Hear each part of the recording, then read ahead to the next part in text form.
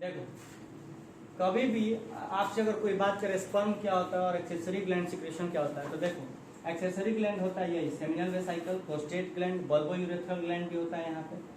तो bulbourethral gland कहते हैं, प्रोस्टेट ग्लैंड, सेमिनल वेसाइकल, ये सब जो निकालते हैं उनको एक्सेसरी सिक्रेशन कहते हैं, क्योंकि एक्सेसरी ग्लैंड्स है, सिक्रेशन को एक्सेसरी सिक्रेशन। ये इनका सिक्रेशन प्लस स्पर्म, जो स्पर्म टेस्टिस में बना, उन दोनों को मिला के सीमेन कहते हैं। तो डॉक्टर जाता है फोरेंसिक वाला, अगर रेप विक्टिम हुआ है या कुछ हुआ है तो बॉडी से स्पर्म उसको नहीं मिलेगा जल्दी, क्योंकि स्पर्म मर गए होंगे, तो सीमेन कलेक्ट करता है। और डॉक्टर हमेशा यही बोलेगा, I found semen, I didn't find semen, ऐसे करके बोलेगा, ठीक। वो डायरेक्ट स्पर्म नहीं बोलता, क्योंकि सीमेन का मतलब स्पर्म प्लस एक्सेसरी सिक्रेशन, उसको ये मिल सकता है, ये नहीं मिला तो ये बोलेगा, ये नहीं बोलता है। आप लोग भी यूजुअली बोलोगे, अरे किसी टीचर भी पढ़ाते टाइम बोल देता है कि स्पर्म निकला, बेटा स्पर्म क्या निकला मैम या सर, स्पर्म क्या निकला, स्पर्म नहीं, आप बोलो सीमेन निकला। सीमेन में ये दोनों होता है, इसका काउंट डिफर करता है। मेनली स्पर्म तो 300 से 400 मिलियन होते हैं, एक वन टाइम इजैकुलेशन में 300 से 400 मिलियन, ठीक। जनरली निकलता है 3 से 4 ml, ठीक।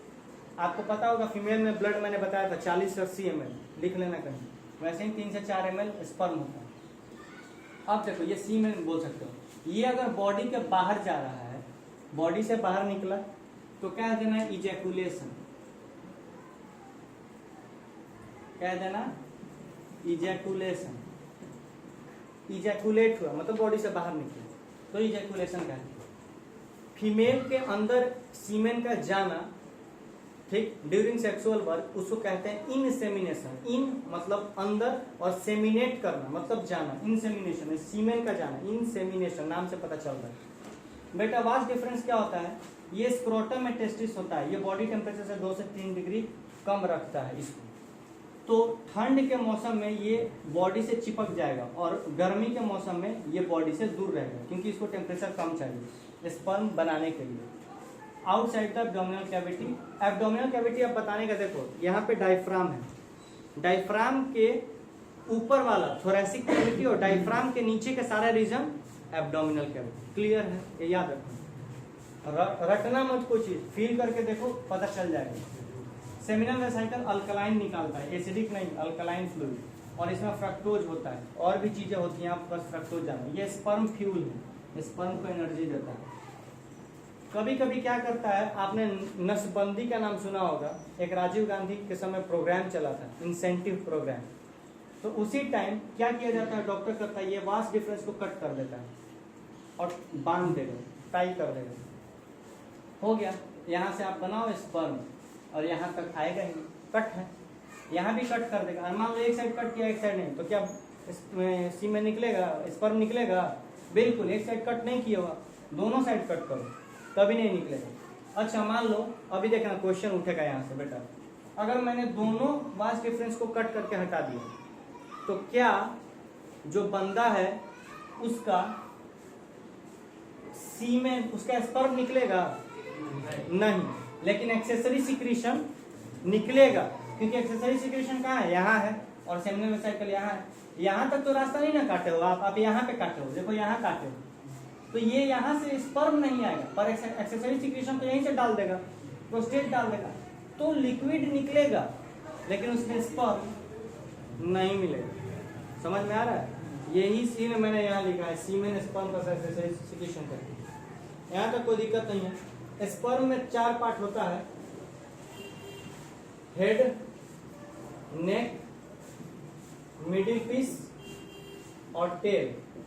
हेड, नेक, मिडिल पीस और टेल। मैं स्पर्म का डायग्राम बना देता हूँ, और यहाँ तक कोई दिक्कत नहीं है, ठीक, मैं इसको रफ कर रहा हूँ। देखें, इसमें ये रफ स्केच मैंने बनाया स्पर्म का, हेड, नेक, मिडिल पीस और टेल। बेटा मिडिल पीस में माइटोकॉन्ड्रिया होता है, हेड के ऊपर एक्रोसोम होता है, जो गोल्गी बॉडी का एक मॉडिफिकेशन है, ठीक, इसी का सिक्रीशन है। अब क्या होता है, ये पेनिट्रेट कर देता है ओवम को, और याद रखना कोई क्वेश्चन पूछे कि ओवम में स्पर्म कितना अंदर जाता है, हेड तक, नेक तक, मिडिल पीस तक, तो आंसर आपका हमेशा होगा कि ओवम में कंप्लीट स्पर्म जाता है टेल के साथ, लेकिन बाद में ये क्वेश्चन याद रखना, ओवम में कंप्लीट स्पर्म जाता है लेकिन सब बाद में खत्म हो जाता है, ठीक। बस ये पोर्शन बच जाता है हेड और ये मिडिल पीस का कुछ पोर्शन, ताकि यहाँ पे सेंट्रियोल होता है और न्यूक्लियस होता है। तो न्यूक्लियस चाहिए ना फ्यूजन के लिए, समझ में आ रहा है, तो इसीलिए ये पोर्शन होता है। उसके बाद से आप रहा रिप्रोडक्टिव हेल्थ का बात, तो जैसे फीमेल में मैंने बताया, मेल में बताया वैसेक्टोमी, वास्ट डिफरेंस को काटना वैसेक्टोमी। तो फीमेल में ट्यूब है, फैलोपियन ट्यूब, इसी को काट दिया तो ट्यूबेक्टोमी।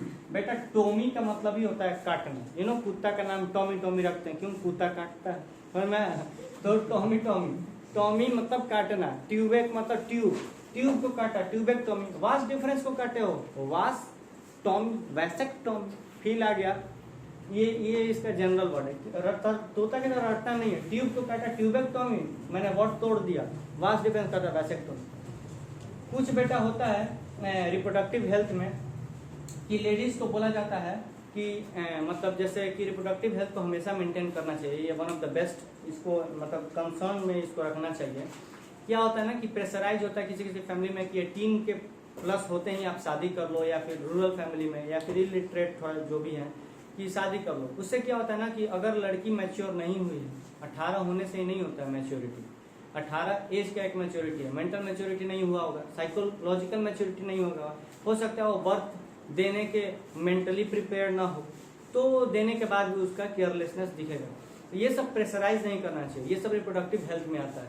हाँ, कभी कभी किसी का बेबी नहीं हो पा रहा है तो आप प्रॉपर डॉक्टर से मिलो, देखो क्या रीजन है, ये नहीं सबसे बढ़िया चाइल्ड अडॉप्ट कर लो, ठीक है, इतने सारे ऑर्फनेज हैं, वो बेस्ट है।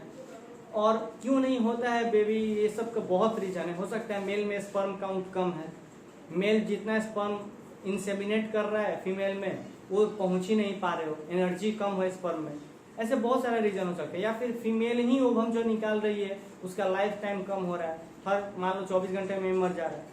या फिर साइमल्टेनियसली मान लो ओवम निकाली और ओवम निकालते टाइम ये स्पर्म उसी टाइम जिस दिन उसका ओवम ओव्यूलेशन हुआ है फीमेल में और आपने स्पर्म नहीं डाला तो साइमल्टेनियसली टाइम मैच नहीं किया, तो ये तो 48-72 घंटे में मर गया, स्पर्म पहुंच नहीं पाया, तो फ्यूजन नहीं हुआ, तो आप 3 साल 4 साल कॉपुलेशन या सेक्सुअल एक्टिविटी कर रहे हो और आपका बेबी नहीं हो रहा है। तो ये सब कुछ टाइम है जिसको समझना चाहिए। जनरली क्या होता है कि आपको कैसे पता चला कि मेंस्ट्रुअल साइकिल तो पता चल गया कि एमसी आया, ब्लड आया, लेकिन ओव्यूलेशन हुआ है वो कैसे पता चला।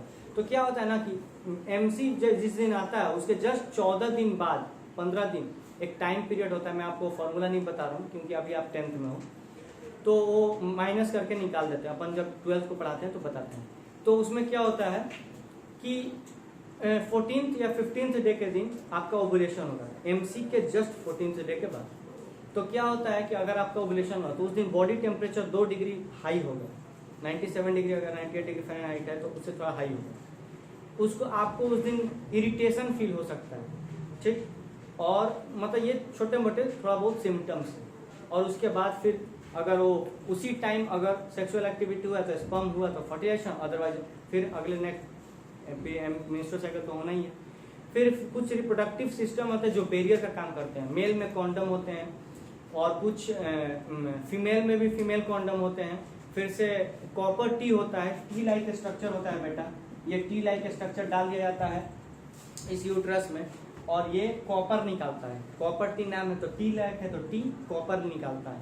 कॉपर का निकालने का काम है कि कॉपर किल कर देता है स्पर्म को, तो आप कितना भी सेक्सुअल एक्टिविटी करो लेकिन आपका फर्टिलाइजेशन कभी नहीं होगा, ये लगाते हैं लोग। उसके बाद से कॉपर टी के बाद पिल्स खाते हैं, ओरल पिल्स सबसे बेस्ट है, वो लोग ज़्यादा मतलब इंडिया में ज़्यादा कह सकते हो आप, हिंदी में कहते हैं ना प्रचलित है, तो ओरल पिल्स ज़्यादा मार्केट में डिमांड रहता है। तो ओरल पिल्स में हार्मोन कौन सा रहता है ये पूछ दे तो आप याद रखना, प्रोजेस्टेरॉन प्लस एस्ट्रोजन दोनों रहता है, लेकिन किसी किसी पिल्स में प्रोजेस्टेरॉन का अमाउंट बहुत ज़्यादा रहता है और एस्ट्रोजन का अमाउंट कम रहता है। ये पिल्स में रहता है प्रोजेस्टेरॉन और एस्ट्रोजन, ये फीमेल हार्मोन है। और मेल हार्मोन आपको पता है टेस्टोस्टेरॉन होता है, ये पता है ना कभी कभी। और ये फीमेल में आपको देखोगे कि हार्ट अटैक जनरली नहीं होता है, दिल का दर्द अक्सर मेल को होता है, फीमेल को नहीं होता। उसका रीज़न है बेटा, एस्ट्रोजन जो हार्मोन होता है ना फीमेल में, मेल में तो टेस्टोस्टेरोन होता है, तो कोलेस्ट्रॉल आप में बनता है सब में, तो कोलेस्ट्रॉल डिपॉजिट हो गया हार्ट के पास, हार्ट अटैक आ सकता है। एस्ट्रोजन क्या करता है, कोलेस्ट्रॉल को रिमूव करने का काम करता है, डिसॉल्व करने का। तो उसमें इनबिल्ट एंटी कोलेस्ट्रॉल है एस्ट्रोजन, तो कोलेस्ट्रॉल हटाएगा। तो दिल का दौरा पड़ने का चांसेस फीमेल में कम है और मेल में ज्यादा है, क्योंकि मेल में ऐसा कोई है ही नहीं एंटी कोलेस्ट्रॉल।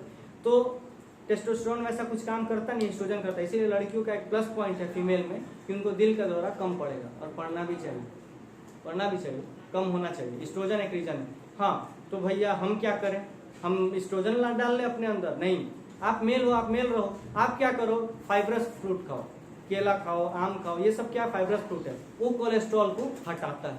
हर फाइब्रस फ्रूट कोलेस्ट्रॉल हटाता है। ये कुछ रिप्रोडक्टिव हेल्थ टाइप है, और भी कुछ बैरियर है। आप जरूर एनसीईआरटी के थ्रू जाओ, कुछ डाउट हो तो आप टेक्स्ट करो या फिर पूछ लो, इफ एंड बट नहीं रखो, लेकिन एनसीईआरटी एक बार पढ़ो।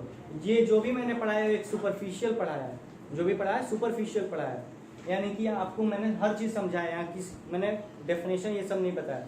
आप चैनल के थ्रू आप इसको पॉज करो, डेफिनेशन लिखो, बुक के थ्रू जाओ, फिर पढ़ो, फिर देखो यूट्यूब, जो करना है वैसे उसी हिसाब से आप पढ़ो। ठीक।